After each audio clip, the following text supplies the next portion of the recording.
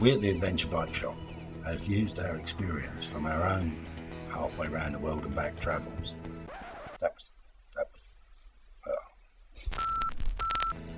To put together a range of products that we think are top quality, will last you a trip. Brands we know and trust, products we've used ourselves.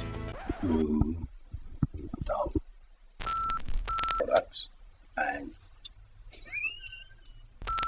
what am I going to say? Welcome to the Adventure Bike Shop.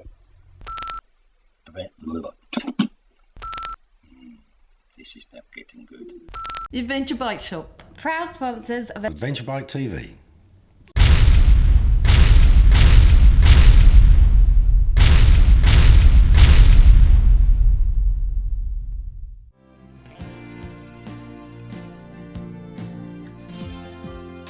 On this month's show, I test the KTM Adventure 1190R.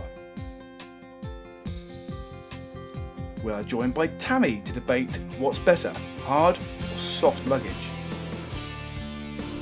The amazing Ted Simon goes under the visor.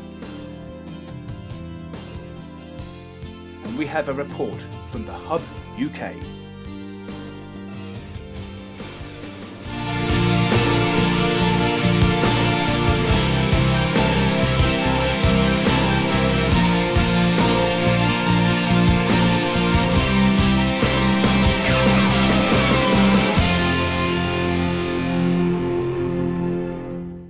Hello and welcome to the second episode of Adventure Bike TV, and thank you to everybody for your fabulous feedback for the first episode. As before, our first segment is going to be our bike test, and just wait till you see Bob's lap. For this month's bike review, we've got our hands on something completely different to last month's CCM. We've got KTM's 1190 Adventure R. Now, the generally accepted wisdom in the adventure biking world is that the class leaders have been the BMW GS and the KTM Adventure. Now, the GS is definitely a road bike that is capable of going off-road. The KTM, on the other hand, is most definitely an off-road bike that is pretty handy on the road as well. Now, if the GS was a man, it'd definitely be Ray Mears. If the KTM was a man, I think it'd be Bear Grylls.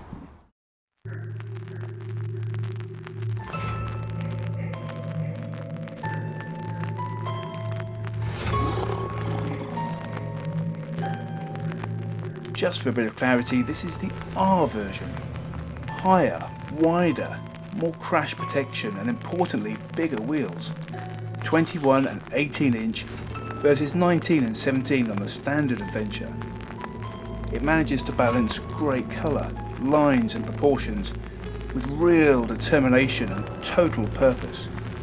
This bike oozes adventure, but balanced with being just a bit of a scary beast.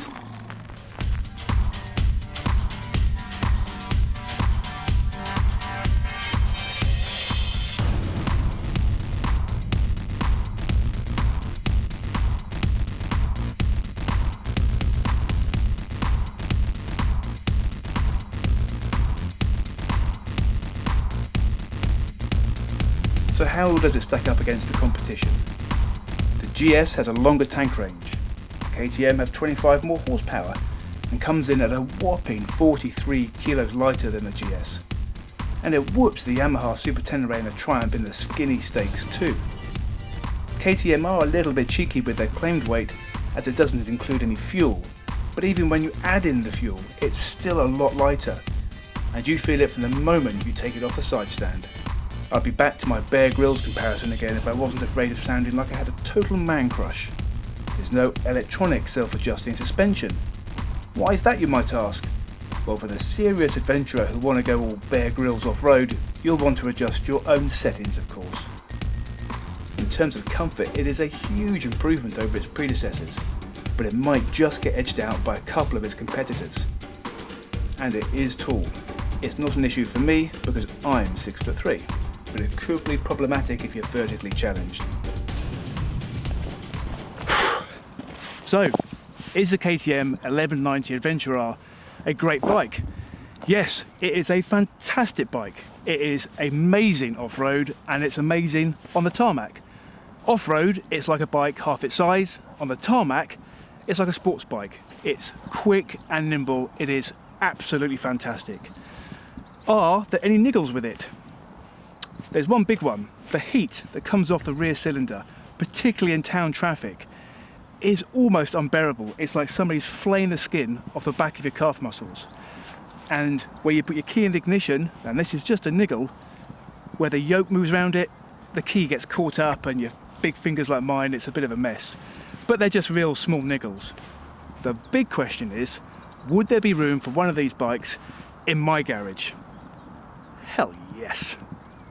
So I've been riding the bike for a couple of days now and I absolutely love it. It's fantastic. It's great on the tarmac, it's great on the trails. It's the most amazing all-round bike. And you know what? The last thing I want to do is hand it over to Bob. I mean, I really don't want to hand it over to him.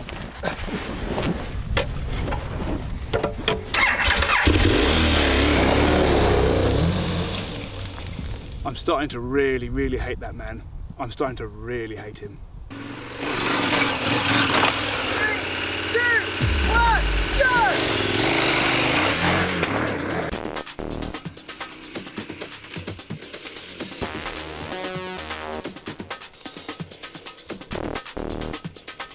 You can just tell he is bloody riding this bike.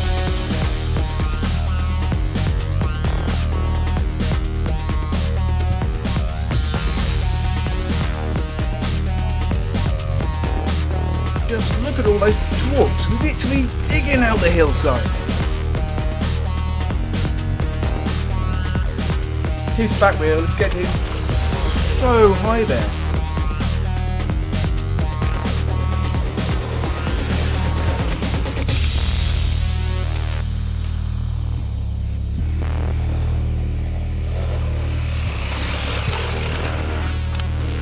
KTM has so much power, it's really making up time on the uphill sections. I do believe he's sprouted wings and is flying. Bob said if he had another hour to play with the suspension setup, he thinks he could have equalled the CCM from last month.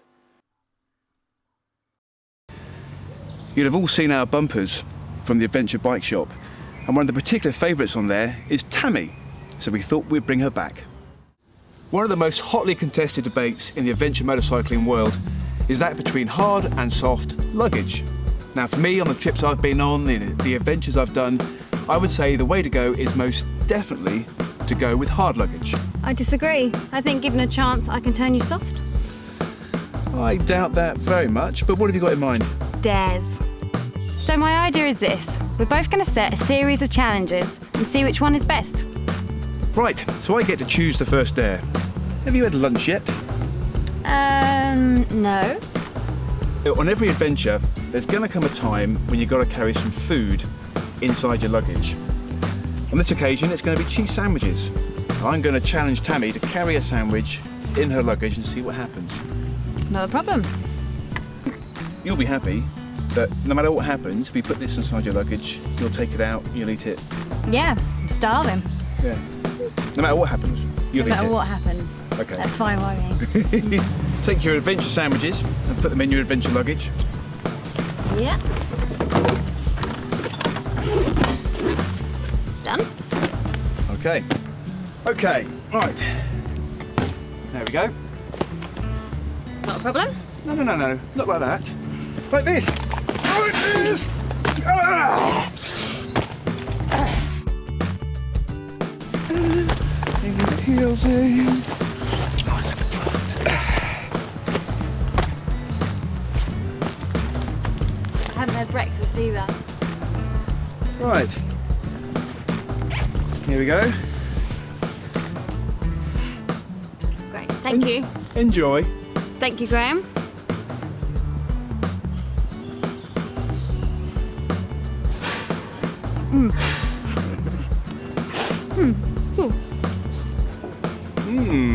Yummy, yummy.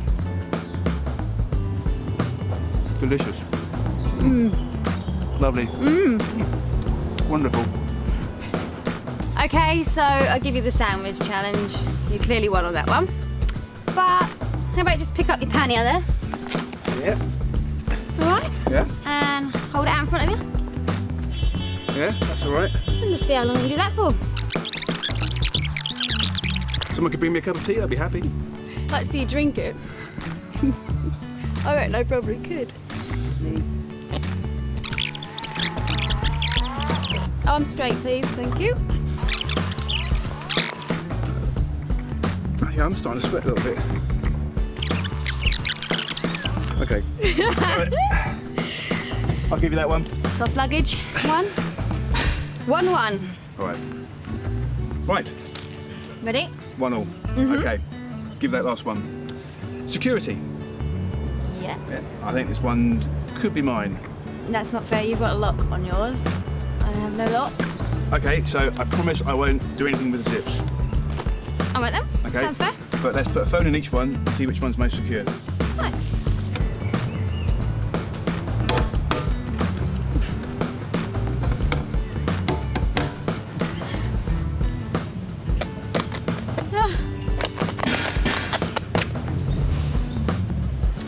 Sammy, my win. How did you do that? Ta-da! Oh my god, you cut the bag! You can't do that! I can. No one said we couldn't. I've got it in there. Right, give me that. Thank you. Right, let's put this in here. A little rattle. Shake around. Yeah, what's that trying to bring? That's on your bike. Not going to annoy you, is it? No. No. Right, pick it up. Give it a shake. No, like you're going along some rough road. Give it a shake. Yeah. It's going to get pretty annoying after a while, that. It would, but it's not a fair test. Because if I pack this, nothing would rattle inside it. Fair test. You cut my bag open, Graham. That's a fair test. Well, I'm not going to be carrying a rock inside this by itself, am I? Fine. So, mine's the next challenge. And of course on your bike, things can get pretty hot. Hard luggage. If it gets hot, I'm not worrying about that. Not at all. However, would you mind? Let me see what happens when we do this one. Well, there we go. My bag! You knew it would fall out.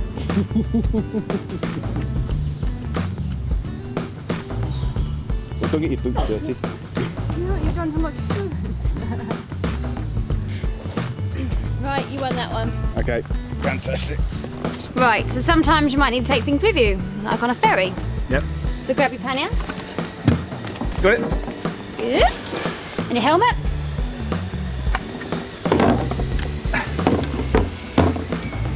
Yep. Good. And tank bed.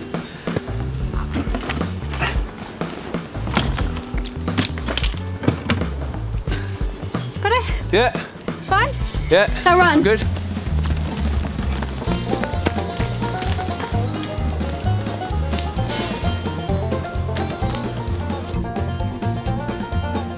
Graham, keep up.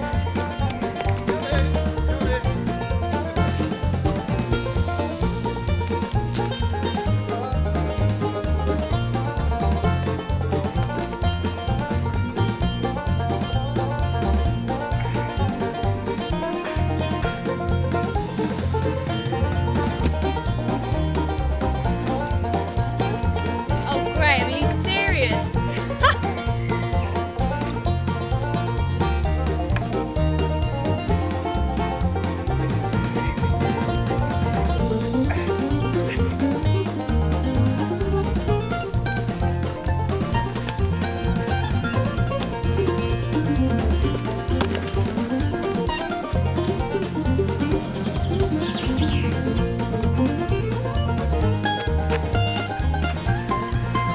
Keep up, Graham.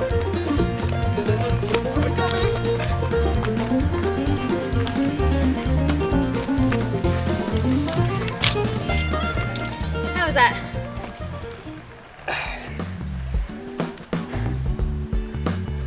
I don't think that was entirely fair. So I don't think that race was entirely fair. There is an option on these things where you can get a handle on top and it would have made it a lot easier for me to carry. Yes, it would have, but it wouldn't change the outcome of the race. Maybe a new hip would have. Or... That is very harsh. That is very harsh. But overall, what do you think? Who do you think wins? Overall, the hard luggage has fared better on these tests. I don't think it was very fair that you set fire to my luggage Good. and cut it open, but you did win. Yeah. I think there is a very real point though about the soft luggage. Yeah, all well and good squashing a sandwich in it, but if you've got a laptop in there or something valuable and the bike falls over, that could be a problem. Yeah. So we both agree that the hard luggage. I agree. Yeah. So hard luggage wins, which means in next month's show we're going to put them through to a full destruction test. This month we have another great prize bundle. We have a Helinox One chair worth £85, a pair of TKC 80s for your bike, and a year's subscription to Overland magazine. This month's question is, how old is Ted Simon? Is he 81, 83 or 87? To enter, go to the website and then the competition page. The winner will be announced on our Facebook page and on the website. Right, now it's to the advert break for yet another competition. This time it's a trip of a lifetime with us and Revit. We offer a wide range of accessories from brands we know, use and trust, like the best sump guards from Alt Rider, the Rocks risers from Rock Speed. That should have been the handlebar risers from Rock Speed. It, do it again.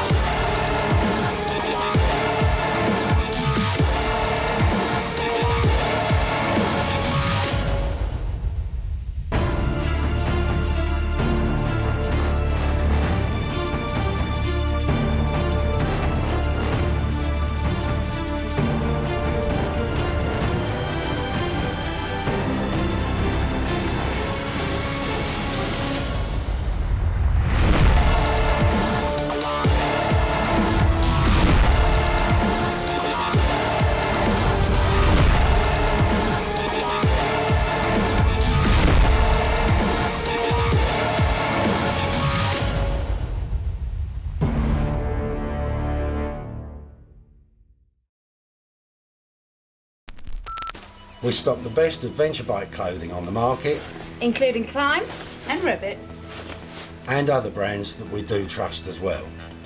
And as you can see, we take this very seriously.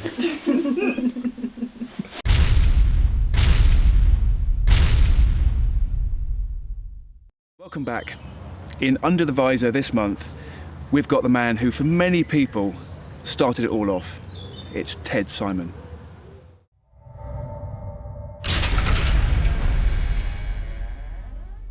James Cargo Motorcycle Shipping sponsors Under the Visor. Oh, who am I? Yes, I'm Ted Simon. I've been Ted Simon pretty much since 1959, because before that I used to work for a fellow called Ted, and so they all called me Ed. But anyway, now I'm Ted.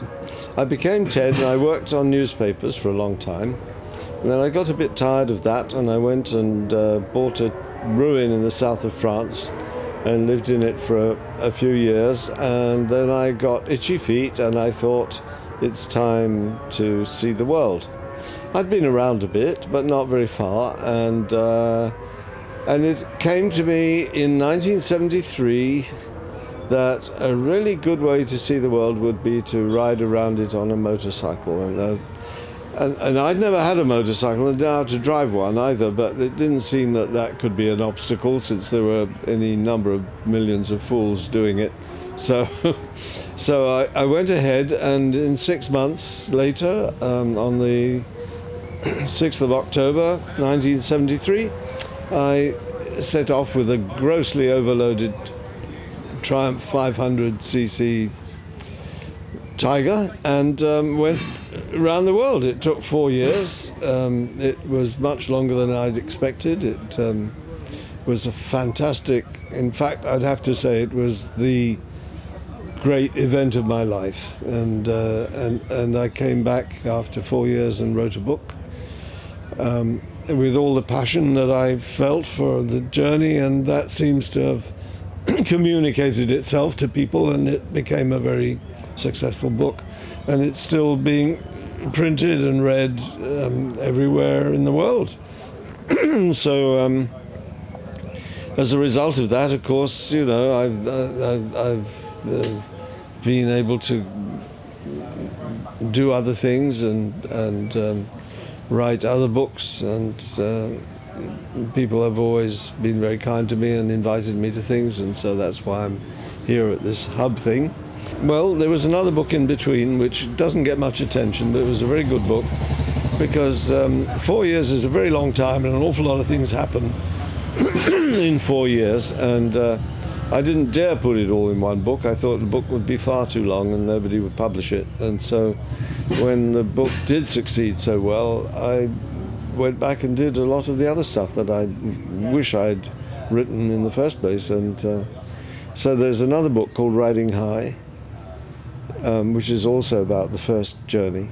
In 2000, I thought really Jupiter's Travels has been read by so many people. I think probably nearly 1 million people must have read it. I thought it would be a very good idea to show them what the world was like now after 30 years later. So that's, it seemed, you know, I was 69 when I thought of doing this, but I felt okay, I felt fine about riding the bike, so that was a bit more eventful. I was never really hurt on the first journey, but on the second journey I did break a leg in Kenya and I broke a collarbone in Colombia, but they were very good accidents because wonderful things happened as a result. I found out all sorts of interesting things. So I wrote that second book, Dreaming of Jupiter, in 2004. Was published, and then since then I did one other little book about riding an MP3 around England and around the UK. It was I thought it would be fun to do something very different. You know, it's the MP3 is the one with the two little wheels in the front, and I thought that would be a very appropriate book for appropriate bike for a very elderly gentleman to be tootling around in the UK, and it turned out very well. I think the book wasn't as long as I would have liked it to be, but it was fun. It was fun. Well, that's very much because when I started out, I never had a deep interest in motorcycles. I just thought it would be a really good vehicle, and so for me it's always in a way been just a vehicle for something else. It's not that I don't like riding, but I like riding bikes, but I'm not a very good motorcyclist, really. Not, you know, in spite of all the experience that I've had.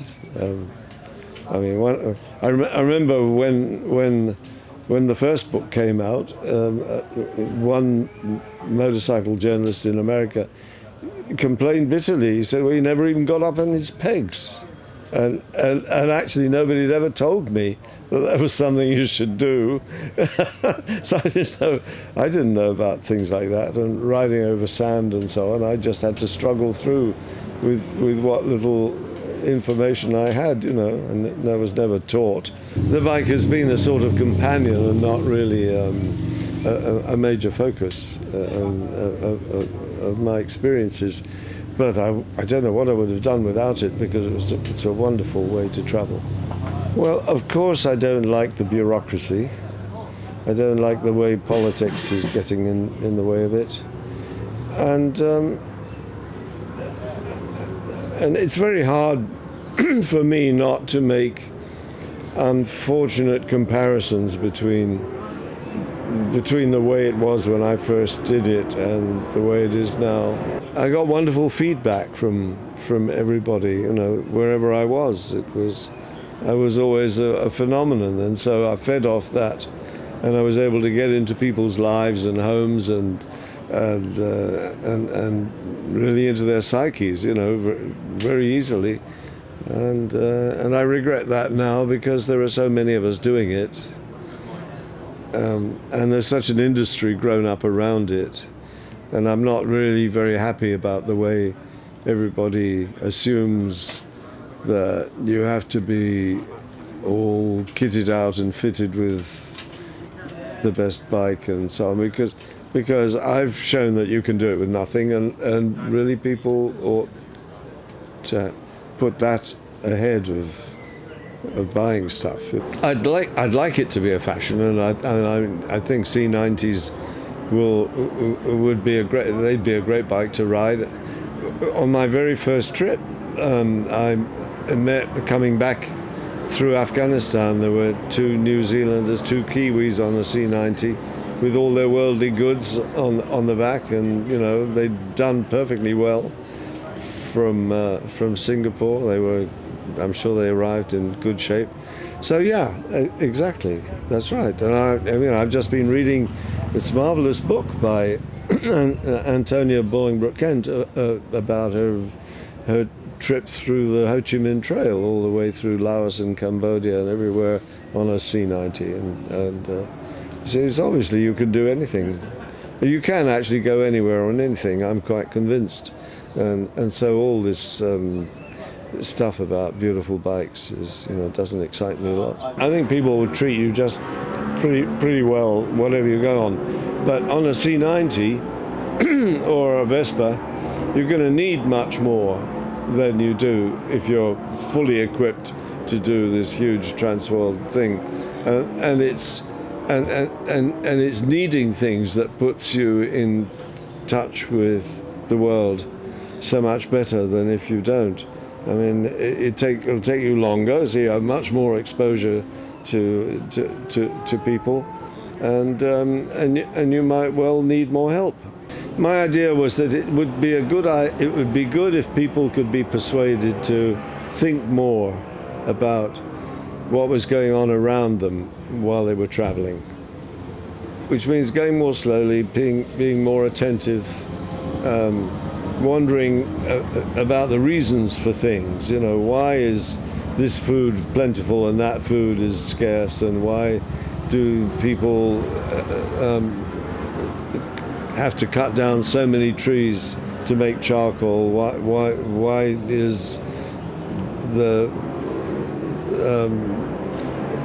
is the economy so terrible that you can't change your money? Or I mean, all these things that happen along the way have a reason, and they have to do with what's going on in the world.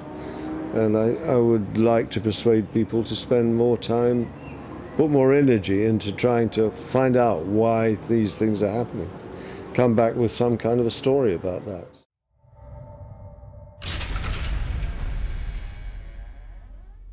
James Cargo Motorcycle Shipping sponsors Under the Visor.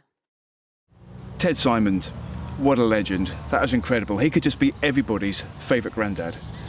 Now we're going to join the two-wheeled nomads again, Jason and Lisa, as they battle against snow and ice and some really difficult conditions.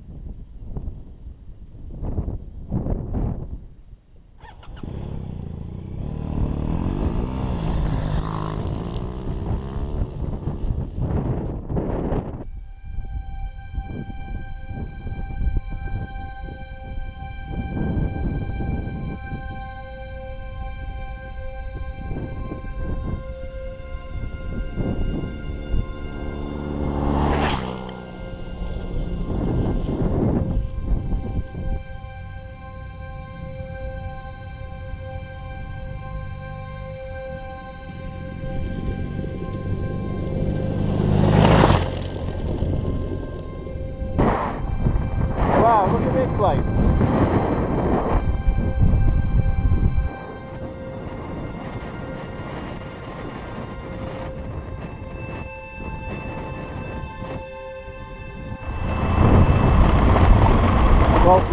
bags off at the backpackers, which feels great because the bikes are a lot lighter. So we decided to go and explore the area, and I must say this is fantastic. We were heading for Kapawi, a place of hot thermal springs and mud pools. With the incessant Patagonian wind and rough gravel road, I decided to turn back. Jason carried on alone.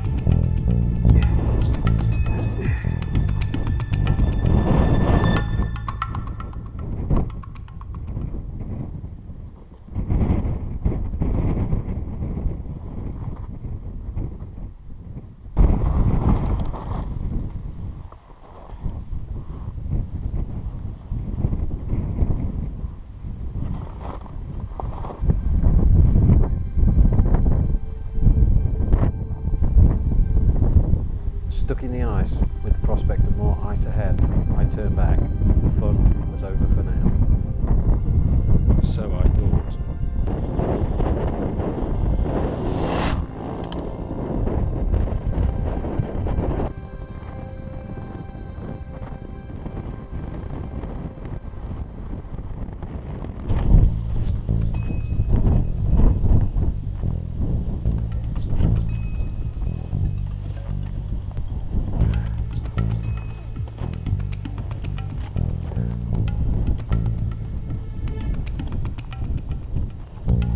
I lost count of how many times the bike's gone over. Look.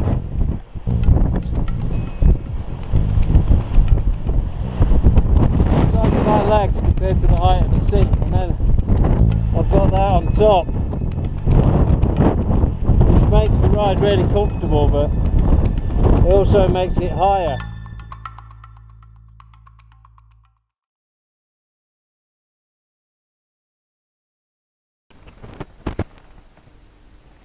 Oh no, look at it now.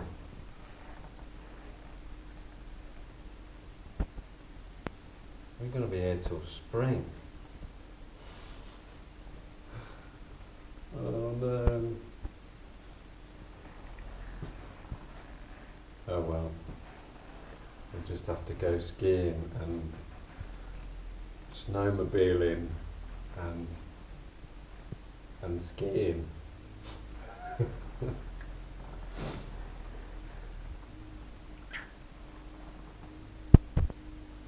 Seriously, I think we're going to be here till spring. Look how much snow's coming down.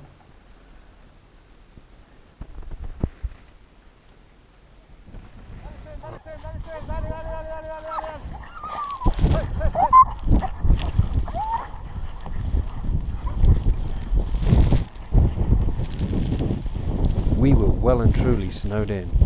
We had no choice but to take advantage of our situation.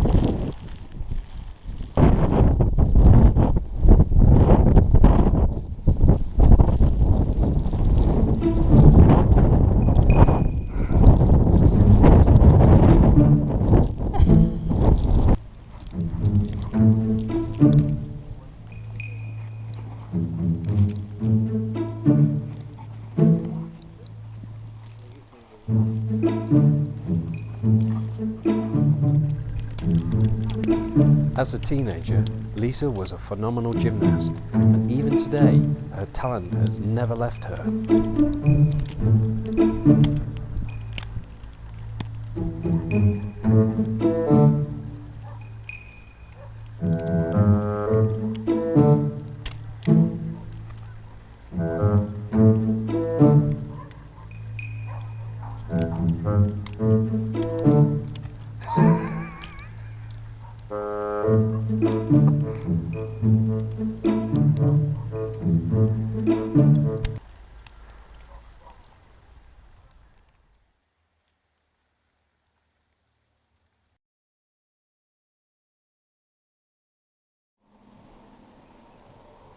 don't think we're getting out of here today.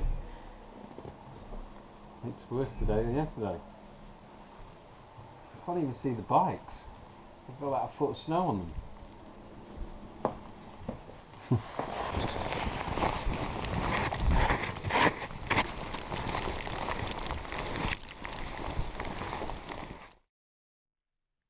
We were getting cabin fever and needed to have some fun. I'll put you back. I'll put you back with the rest of them, yeah? Is there more than one? Where's the rest of them? In here? No, It's just this one? outside. Oh, it has to go outside? Yes, with her mom. Oh, okay. Yeah. So is she like inside, outside? Or Or is she out in the snow? No, like inside. Okay. Sí. Look at the eyes. Hello.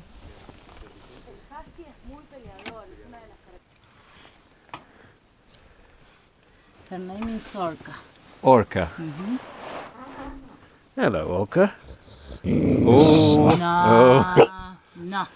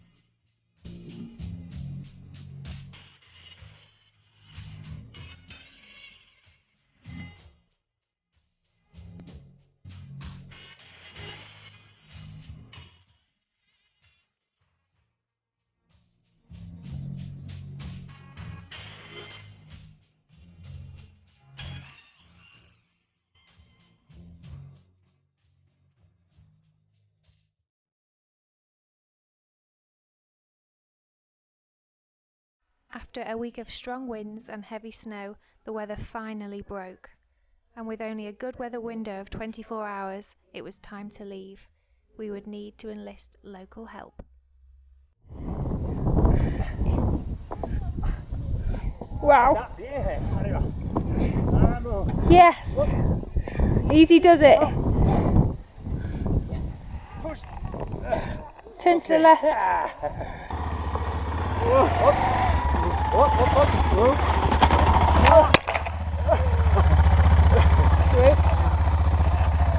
No problema.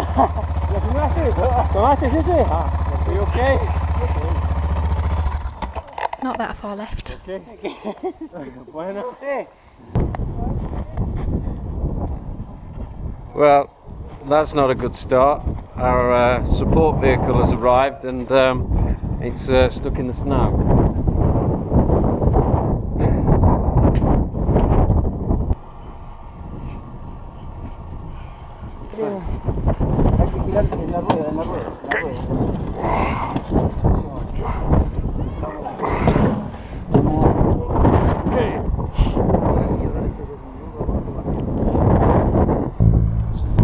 Right, well, this is it. Hopefully we're going.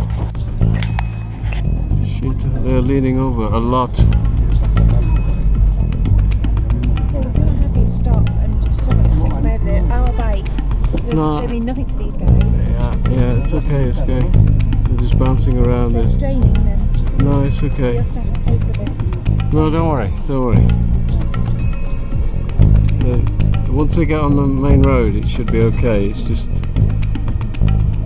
they need to have some momentum to so they don't get stuck.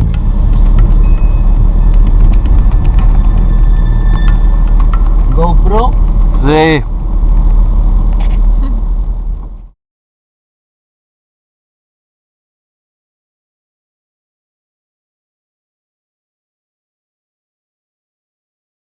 We'll be back shortly with a report from the legendary HUBB UK.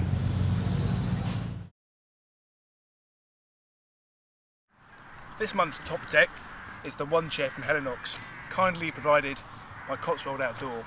And it's not, as it first appears, to be some kind of deformed set of bagpipes. It is actually a chair.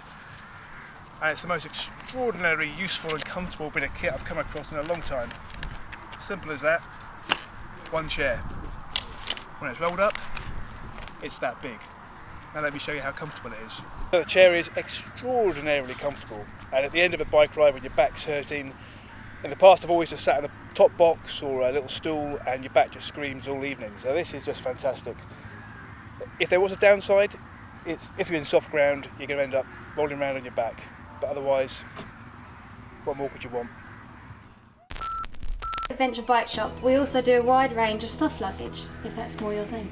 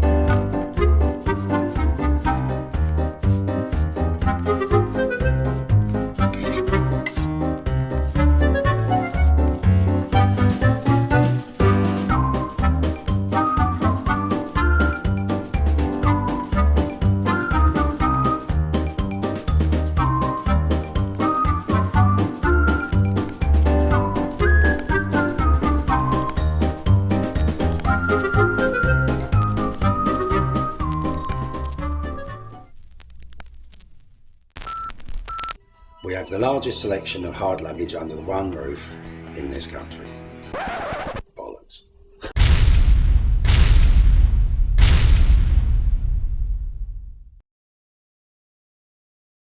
I'm sat here with Tom Podekar, who later in the year is going to be undertaking a massive charity project, visiting 3 countries in the Far East. Tom, tell me a little bit about the project, where you're going, why you're doing it.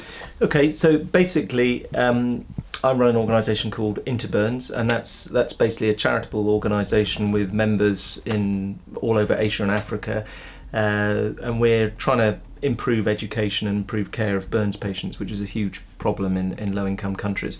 So to try and raise some awareness and raise some money for the organisation, we've decided to do a trip from Kathmandu in Nepal across top part of India and then into Bangladesh, and visiting some places that we work at along the way, and having hopefully an interesting time, especially because we'll be going with the kids as well. Right. This is Tom's boys, Arthur, and the laughing one, Alex. How you doing, guys? And you told me earlier there's 2 families going. Yeah, that's right. So there's myself, my wife and our 2 kids, and then another family from Liverpool who also have a strong link with Interburns, work with Interburns a lot in that part of the world. So it's there's going to be 2 families, and we're going to be making a film about it as well. And is there anything that makes you a bit worried or a bit scared about going? Not so much the riding, more like the meeting lots and lots of people and going into the hospitals, probably a bit more than the actual riding around, because I'm a bit more used to it now. And yeah, I haven't been into many hospitals. Like I went, I think, twice in India and Nepal, where we had to look at people in like burns and stuff, and it wasn't the nicest. No. You were telling me earlier again that you're taking there's going to be a support vehicle with you. Yeah. But you are planning to ride with your family, with the children on the back of the bikes at times as well. Yeah, that's right. I mean, we're going to take a support vehicle for a few reasons. One, because we're not going to have the kids on the back of the bikes all the time. That's for sure. But also we're going to be taking supplies to some of the places we visit, because we'll be visiting hospitals and that we've either done training or will be doing training in. So we're going to be taking some supplies as well. Yeah. Okay. And taking children on the back, that's quite a kind of an interesting choice, because I've been taking children on the back of my bike in this country. You tend to get a lot of very stares from people, very concerned about taking children on the back of motorbikes, and you're doing it in a country far away on dirt tracks potentially. Yeah. Yeah, I guess you're right. I think, to be honest, our attitude is that we live in an age now where, kind of almost seems to be a bit too extremes. People either think it's either people behave really recklessly or really super sort of the opposite direction and live in fear and too scared to do anything. And actually I think there's a middle way, and it's kind of what I would call common sense. And we're not going to be racing at 100 miles an hour through crowded streets with the kids on the back. When it sounds like the mobile phone. When it's safe and reasonable to do so, we'll have the kids on the back. And I'm sure my kids have been to India before. They've been on the backs of bikes in India before. Okay. They've had a great time, but it's about being sensible. I think it's about common sense, and that unfortunately is missing a lot these days. You guys are going to be riding motorbikes across 3 countries, including India. Yeah. Yeah? You're actually going to be on the front riding, aren't you? No. No, right, okay. We're going to be on the back with You're our gonna be on the parents. back, yeah. Well, Mum and then Dad. Hopefully Dad a bit more, because Mum's new to riding. Okay. And she's only got a new little bike. Just stop it. You're looking forward to going? Yeah? How much? This much or that much? That much. Okay. If we can't speak, we'll do it in hand movements. Right? You're looking at that much. Okay. So when you sit on the back of the bike, how do you look? You like this? You sat back like that? You sat like that? Okay. So you're all chilled and you're a cool dude on the back of the bike. Alright. Okay. And so the 4 adults who are going to be riding, have you all got your licences? No, that's another big challenge, and that's, to be honest, that's part of the whole thing. It's not, it's not some sort of just joy trip. It's actually a big challenge for us. Of the 4 adults, I'm the only one that's currently got a licence, right, and sort of a full licence. The other 3 are all driving around at the moment on their 125s, and they're putting a lot of practice in. And yeah, it's a big challenge for them as well. But they're they're very keen and up for it. So you've got 3 months before you go? About 4 now. Yeah. Okay. Yeah. So they've definitely got a challenge ahead of them to make sure because if they don't pass the tests, it's not going to happen in September, I guess. Yeah, no, that's right. It's they're all well aware of that, and we're quite used to working with those sort of tight deadlines and stuff. We tend to sort of, I guess maybe it's from the medical background or whatever, but we need a deadline to work towards, and the closer we get to it, the more sort of active we tend to get, if you like. So they're all, I'm more than confident that they're all gonna get it and do it. This trip is too important, really, to be honest, because the needs are so great. We've got to make this film. We've got to show people about what can be done. We've got to raise this money, so they're going to do it. Yeah. Well, you know what? I wish you the very best of luck. Thanks very much. Sounds fantastic. Cheers. Thanks, Graham. Okay. Remember I've got photos actually still when I was walking, and they've got cows everywhere in India. I had my flip-flops and I stepped in a load of cow poo, and then this Indian man just came running up to me and started speaking, and then got a bottle of water and started cleaning my feet, and then shook all our hands and then just walked off shouting and singing or something. That was quite interesting. I'm quite scared of the roads just in case like that, because in Indore where we stayed, they were quite busy and quite bumpy and all that, so I'm just scared that I'll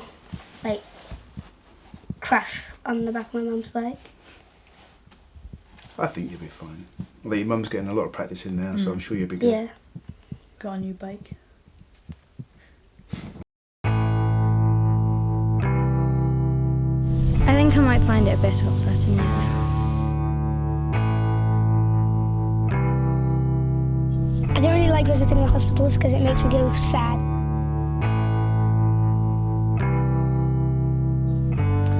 I probably feel quite sad for them. Like in bad condition and they've been burnt and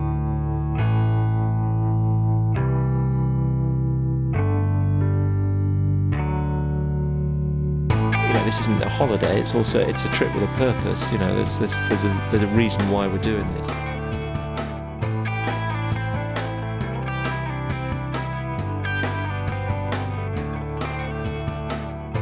This is our team: Tom Potikar, Dominic Potikar, Alex Littlefella, Owen, Eleanor, Shan and Craig. Who? Craig. Well, I reckon the trip's going to be really good. I reckon we're going to be really successful.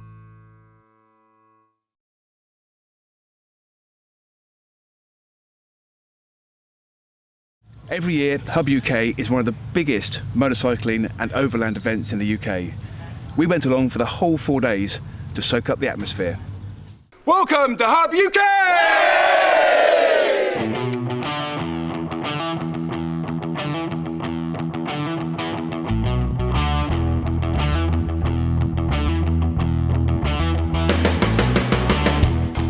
The HUBB UK is the most intensive of all overland shows.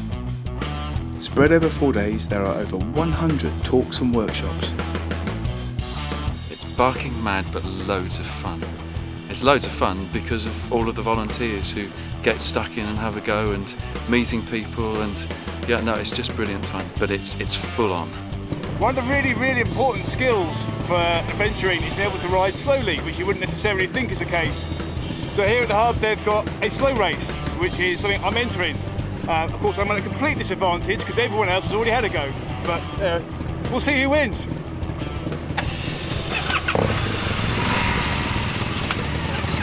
Okay, son, are you ready? Go!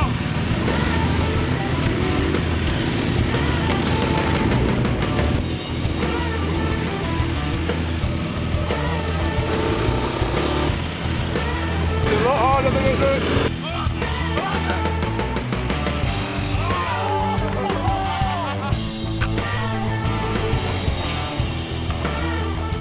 That's so much harder than it looks. You wouldn't believe how difficult it is. I genuinely thought I couldn't go any slower, and I still lost by some considerable margin.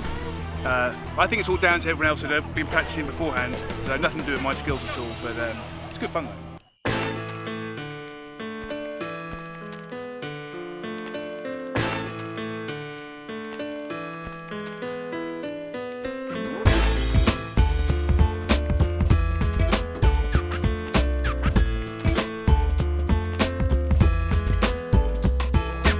So we were wandering around the show just looking for what we thought would be the most unusual bike that we could find, and we happened upon this incredible trike, and this is Stuart who owns it.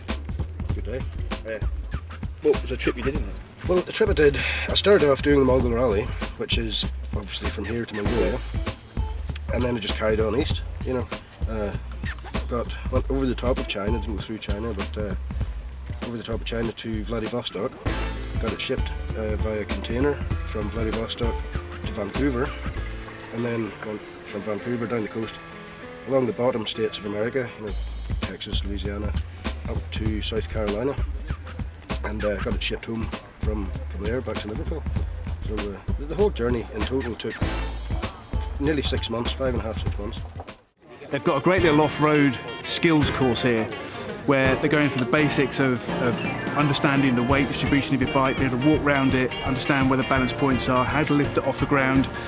And then they've got some bits where you go through a made-up rut. They're going over some pallets to simulate actually going into a hotel, which is quite an interesting one.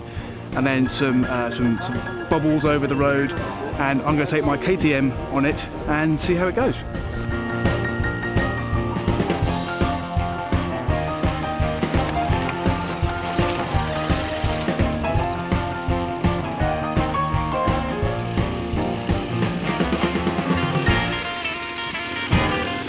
Also, being a little bit sneaky, I filmed Tom the producer having a go on the AJP rally bike that we'll be featuring later in the year. Some bits of that were actually a lot harder than they looked. Doing the figure of 8 wasn't too bad. I'm quite used to kind of turning the bike in small circles. The rut actually was far less trouble than I was expecting it to be. The very hardest thing for me was the limbo. So they put a pole lower than the height of your motorbike, so you've got to drop the bike, the whole weight of your bike, and on my KTM that's fairly significant, basically onto your hip, and then you sort of roll it underneath and get your head underneath it with your crash helmet on. I find that particularly difficult because I've got dicky hips. One of the great things about these events is they sort of split into 3 parts of the day. You've got all the amazing things you can do during the daylight, and then there's a bit of a lull while people are going off and eating their dinner, and then everything comes alive again, and you get this fantastic entertainment and atmosphere in the evening.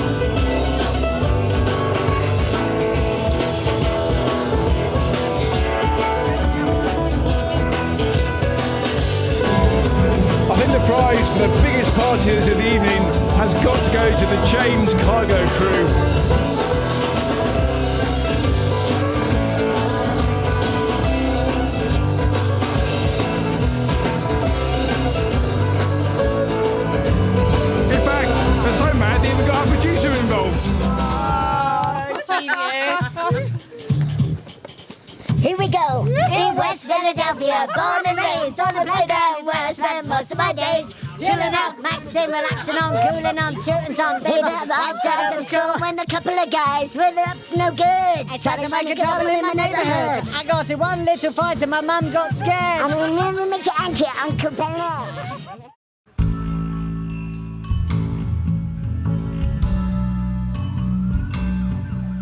Things were a little bit subdued in the mornings, so I took the opportunity to learn a new skill, best left for when you don't have a hangover.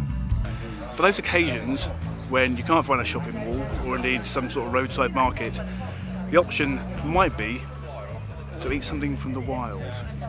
And there's a slightly controversial place here where they'll teach you to cook roadkill, and they're going to have a go at teaching me. So my master chef for the afternoon's lesson is Danny. Yes, that's me. Danny, what we're going to be skinning and show you how to prepare a rabbit, and if you're travelling on the road, popular roadkill item, so don't waste it, and we'll show you how to prepare it and get it in the pan. Fantastic. Yeah. I'm not quite sure exactly whether I'm looking forward to this or not, but you'll be all right. First thing is make sure it's dead. So if you get your rabbit there, always test it by the smell. If it smells all right, you're all right. Get a hold of the leg there. Yeah. No, like that, yeah. And then just snap it. Like that. That's it, yeah. Now grab the rabbit and just pull it. And that's it.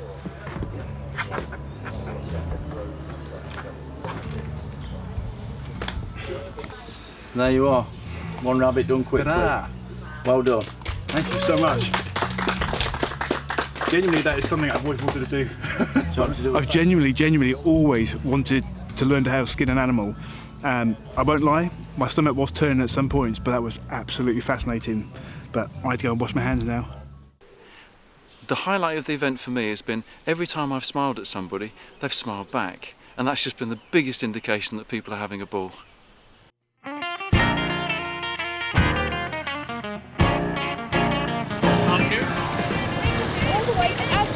What an amazing 4 days at the Hub. Great things to see and do, great people, great atmosphere, just an all-round fantastic experience. Thanks for watching, and thanks for your continued support. In next month's Adventure Bike TV, we'll be testing 8 aluminium panniers to destruction. And I mean to destruction. See you then. I think given a chance I can turn you soft. That was so hard. I can't fit any more in my gob. That went up pretty well, didn't it? It did, it's perfect. Going soft. Turn you soft, is that right? I can make you go soft. Yeah, make you go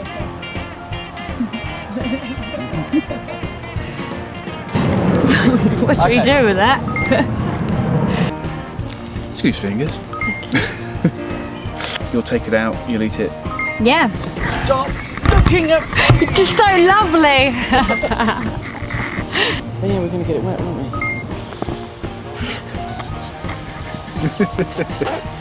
Let's extend a little bit. Okay. Yeah. Yes, I'm standing here with a beautiful young lady in the woods. I'll give you the one hand thing. Should be doing this at your age, probably. It's the muscles underneath. Great, it's there as well. How many insults can you stick into one line? Old, monkey and grey bits. Really, don't want to give it to him.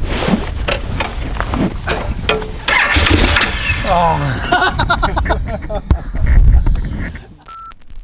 We really care about the adventure motorcycle market and try to make as many shows as possible to see our customers.